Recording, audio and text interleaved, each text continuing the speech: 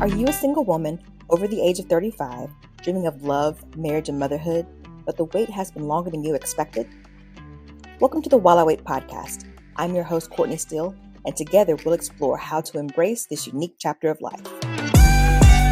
We'll transform this season of waiting into a journey of self-discovery, joy, and preparation to help us live fully now while preparing for the love and life we desire.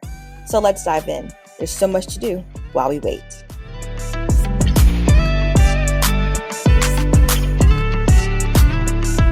Hi there. Welcome back and thanks for joining me once again. We are now on episode 5 of While I Wait. What? Whoop, whoop. I appreciate your patience as I work to get this episode out. I was sick for the entire month of March and even still tried to record an episode. And I actually did, but it just didn't sound good. I didn't sound good. My voice was raspy, I was physically weak, and it just wasn't my best. So I decided to take that time to rest, and now I can thankfully say I am 100% well and whole and ready to get back on the mic for this podcast. As I've said before, this podcast is for me as much as it is for you.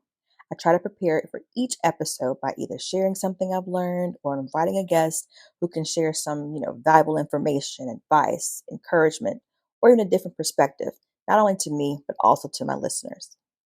A couple of months ago, my pastor shared a message titled, "What is Love?" When we say love, it's a loaded word because it can mean so many different things to so many different people. However, I learned that there are 9 different types of love in the Greek language. So when they say, "I love you," they know exactly the kind of love that is being expressed. So let's take a quick look into the 9 different types of love found in the Greek language, and then I'll explain how and why this is relevant to all of our lives, but especially us singles. First and foremost, there's agape, which is God's love. It's an unconditional love. Nothing can separate us from His love, and we are still learning how to reciprocate the agape love God has for us towards Him and others. Up next, philia, and that's the brotherly or friendship kind of love. This is where we get our term Philadelphia or the city of brotherly love. This love is not related to family. These are the people you choose to be in your life. I choose you to be a part of this journey with me. Number 3, storge. Storge is the love of family or the family kind of love. We are born into this. It's not unconditional. The condition is, I love you because you're my mother, my father, sister, brother, cousin, aunt, grandparent, kids, etc. It's a natural and instinctual affection that you have towards someone because they are your biological family. Number 4 is eros, which is a physical kind of love.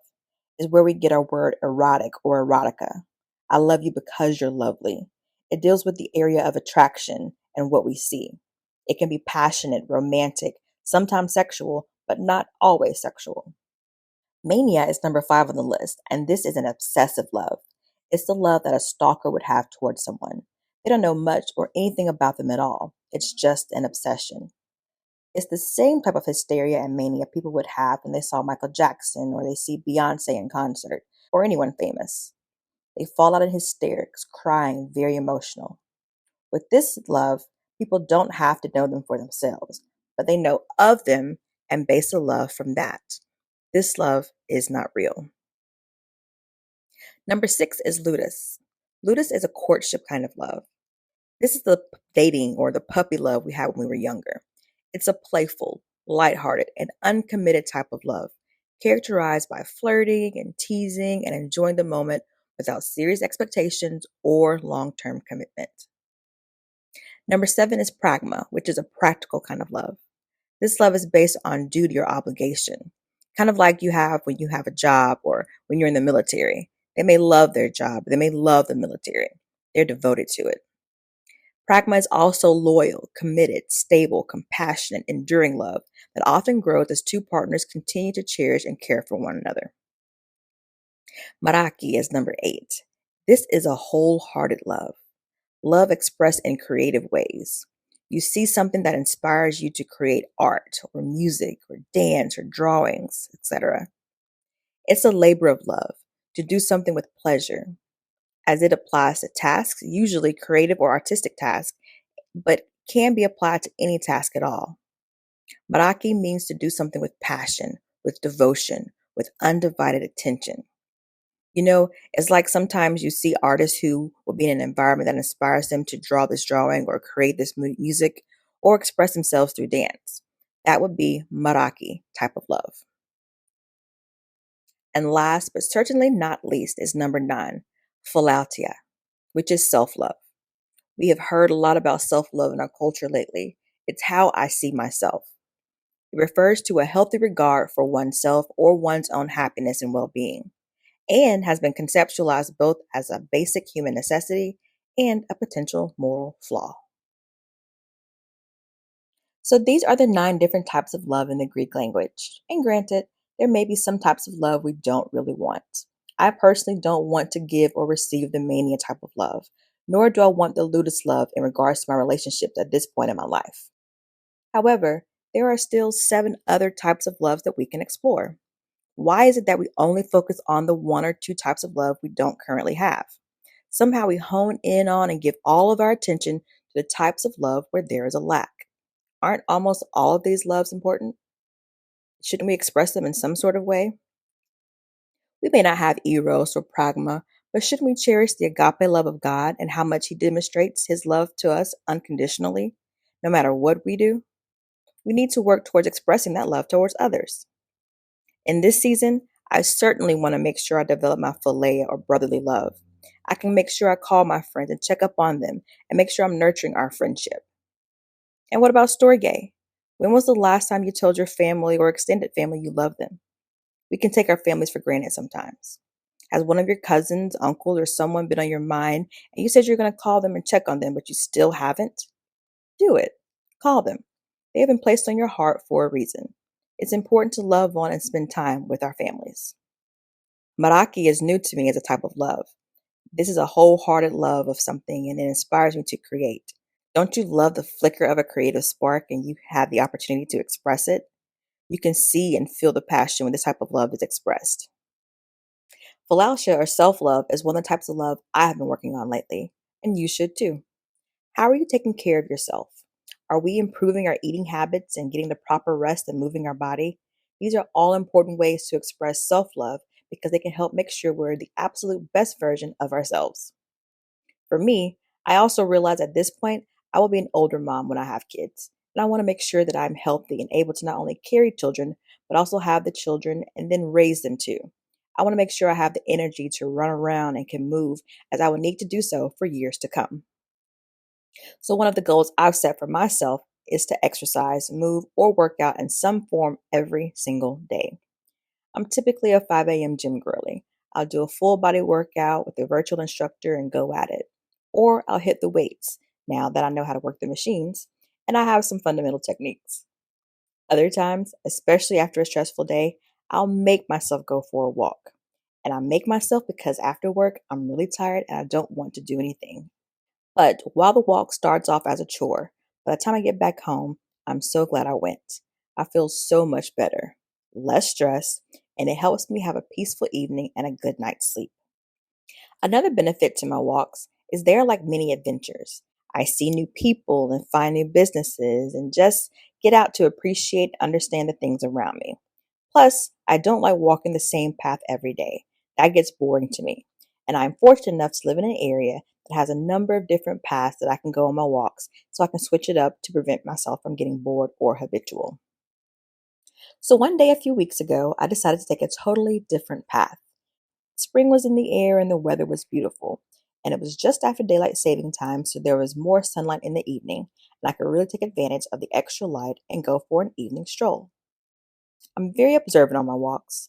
I'm watching my surroundings, but I'm also admiring the things that I pass by every day, but I don't actually get to appreciate because I'm driving. So on this particular day, I walked past an azalea bush. I noticed it was filled with buds that had not bloomed yet. And yet, I got so excited for the anticipation for when these flowers would begin to bloom and blossom and open up and let us see their beauty. They're going to be so pretty. So I continue my walk and I'm looking at the architecture and the plants and the people doing life. And as my walk is coming to an end, I pass by another azalea bush, but this one is in full bloom. Almost every single bud had blossomed. They were this beautiful, dark, hot pink color with the contrast of their dark green leaves. It was just beautiful.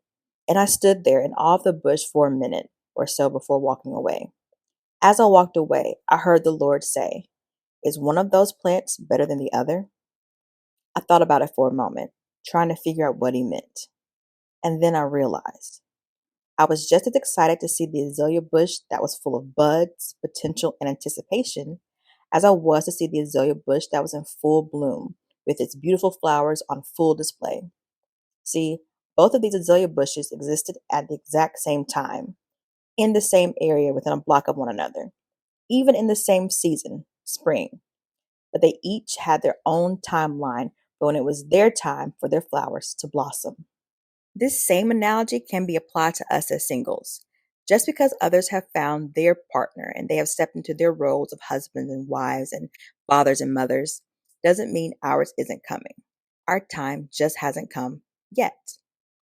And just because our husbands have not found us in the time we expected or planned doesn't mean it won't happen.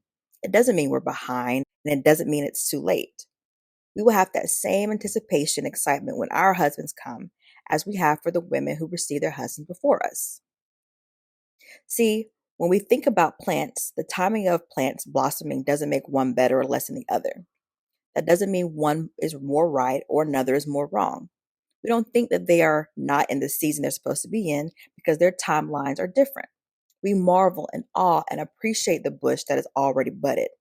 And at the same time, we're excited and anticipate the blooming of the azalea bush whose buds have yet to blossom, but that we know is on the way.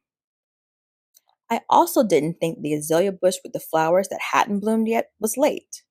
I just thought I'll get to appreciate its beauty at a later time, when it is its time to bloom. And honestly, I want that bush to take its time, because to bloom when it isn't ready or to bloom before its time could mean stunted growth or a shorter blooming season. The flowers know the perfect time to bloom and are not pressured by other bushes already in the blooming season. We see their fruit or flowers at the exact right time for them. Switching back to us humans, specifically women, we have to get past the phase where we think we should be doing something because everyone else is doing it. Let me tell you something. Everyone else isn't doing it. It just seems that way because that's all you're focusing on. You're focusing on the ones who have what you do not have. Wait for your time. I used to think everyone around me was married with children and families. But it wasn't until I stopped comparing myself to others and opened my eyes that I began to see that that wasn't true. As a matter of fact, I was surrounded by way more single women and unmarried women with children and women who have been married and divorced than women who were in the relationships and marriages that I truly desired to be in. Open your eyes, change your perspective. There is only one you, and there is a specific path for you to take and a specific life for you to live. We have to start living our individual, independent lives separate from what they and everyone else is doing, free from the spirit of comparison, following the path and enjoying the life God has designed for each and every one of us. Matthew 6:30 in the New Living Translation says, "And if God cares so wonderfully for wildflowers that are here today and thrown into the fire tomorrow, he will certainly care for you. Why do you have so little faith?" Jeremiah 29:11 says, "For I know the plans I have for you." Not y'all. It doesn't say y'all. It speaks to us as an individual, not as a collective body. "For I know the plans I have for you, says the Lord. They are plans for good and not for disaster, to give you a future and a hope." Jeremiah 1:5 says, "I knew you before I formed you in your mother's womb. Before you were born, I set you apart and appointed you as my prophet to the nations." He set us apart for a purpose. What's your purpose? And don't think you don't have one or that you have messed it up because of something you have done. He already factored that in. Even if you're divorced or if you already have kids, no matter the circumstance, he still has a plan for our lives. Yes, we are his dumb sheep, but he is still the good shepherd. He will leave the 99 just to come and get you, the one. You are the one he will leave everything else for to come and get and bring you back home. You are that one. This is God's agape love on full display. Why does he do this? Because we are his precious creation. James 1:18 says, he chose to give birth to us by giving us his true word. And we, out of all creation, became his prized possession. Me, Courtney, I am still his prized possession after the doubt I've had, the feelings I've felt, the things I've thought, and the foolish actions and mistakes I've made in my life and in my relationships. I am still his prized possession. Yes. And through all the things you have done, you are too. Romans 8:28 says, and we know that God causes everything to work together for the good of those who love God and are called according to his purpose for them. Yes, he loves us. He made us in his image. He loved us so much that he gave. He gave what? His only begotten son, so that whosoever, every single woman and a single man, mother, father, wife, husband, child, whosoever believes in him will not perish. He wants you with him forever. You will not perish, but will have everlasting life with him. You are so valuable to him. You have been valuable since before you were in your mother's womb, before you were ever a thought or the result of any act. He had a plan for you. And there is nothing you can do to separate yourself from his love. What better example is there of agape love? Don't let this season define your entire life. Enjoy this season. Learn from it. Make the most of it, because it too, like all seasons, shall pass. So let's focus on our lives and walk in the path and living the life that has been meticulously and specifically crafted just for us. Singles, specifically singles who are considered a little bit older. This season offers us something that most people don't ever get a chance to experience: a mature freedom. We have that freedom when we turn 18 and you first leave the house that we think is freedom. But if we leave the house before we're ready, or we blossom before our time, and we don't make the right decisions, that freedom can quickly turn into bondage in the form of credit card debt, destroyed reputations, and lost opportunities. But this freedom I have right now, it is truly something to be desired. It's mature. It's responsible. It's peaceful over here. It gives me limitless choices, options, and opportunities. It's a chance for us to think and do for ourselves. We can explore Meraki, the wholehearted love expressed in creative ways. We have time to develop Philautia, the self-love that helps us determine how we see ourselves, how we treat ourselves, and ultimately how we expect others to treat us as well. We can create more time to nurture our friendships through Philia. These are the people we choose to be in relationship with and to be a part of our lives. There are 4 seasons for a reason, and every season has its purpose. May we all stop longing and desiring to rush or run from the season we are in and learn to be in our current season and get whatever it is that you're supposed to be getting and learning while we are here. So, I will not end this episode without a little homework. I started this podcast episode by discussing the 9 different types of love found in the Greek language. Do you remember them? 1. Agape, unconditional love. 2. Philia, brotherly or friendly kind of love. 3. Storge, love of your family. 4. Eros, physical kind of love. 5. Mania, obsessive love. 6. Ludus, courtship kind of love. 7. Pragma, a practical or committed kind of love. 8. Maraki, wholehearted love, the love of something that inspires me to create. And number 9, Philautia, self-love. Your homework is to look for all the love around you. Look for and identify the types of love that are already in your life every single day. Write down when you show philia love to a friend or when they show it to you. Write down when God displays his agape love for you. Write down all the love you have in your life. It's going to be hard to focus on what you don't have when you realize how blessed you are to be loved in so many other ways. And for those of you who may not have a large circle or a lot of people, friends, family around you, I pray that you are showered and inundated with random acts of love and kindness everywhere. May you receive phone calls and text messages from those you are distant with. May strangers come up to you with compliments and words of admiration. May people even pay for your coffee or a meal. Let there be supernatural release of blessings showered upon you just to remind you of how much you are truly loved. You have to look for it, and it will be there. I pray this for all of us. May we all be reminded of how much we are loved. I pray we are all forever grateful. Someone wants the life you have. Your life is a blessing and an inspiration to someone else. Thank you so much for joining me on While I Wait. Be sure to hit the subscribe button so you don't miss an episode. You can find While I Wait on Apple Podcasts, Amazon Music, Spotify, and the iHeart app. Also, connect with us on Facebook and Instagram at While I Wait Podcast.